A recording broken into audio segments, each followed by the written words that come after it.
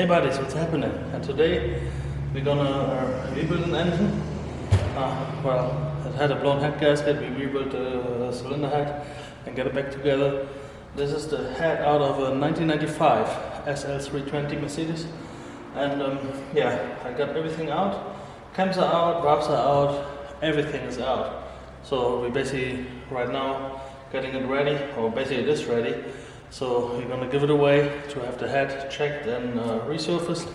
And after that, we put everything with new valve stem seals back together. And yeah, and I'm gonna take you on a little journey. So let's take a look how it looks before. Okay, so that is the condition right now. Valves are out, like a little bit of cleaning has been done. There are the camshafts laying in the background. And then here got to go all the valve train, which goes to the part washer. And yeah, there all the cams, cam retainers and everything is in there. And the washers for the head bolts.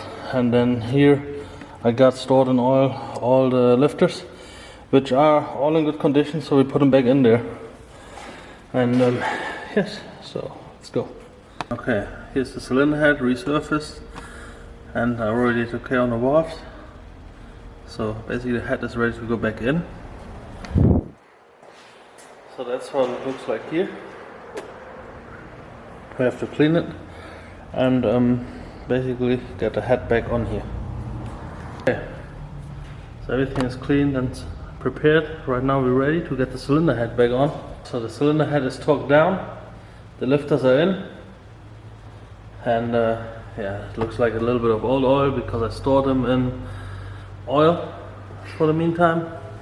So we're ready to go back in with the camshaft. Then we set the timing. Camshafts are installed, timing is on, timing is set. Turned the engine already a few times.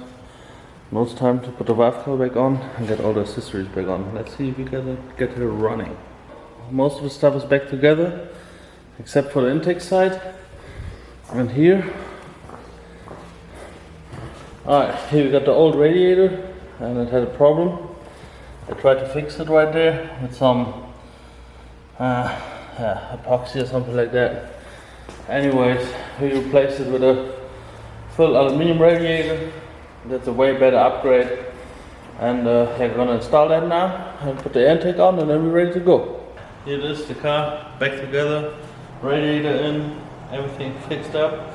We ran into a little issue with one of the injectors, or two of the injectors made a problem. I changed that one injector, then another injector started causing problems.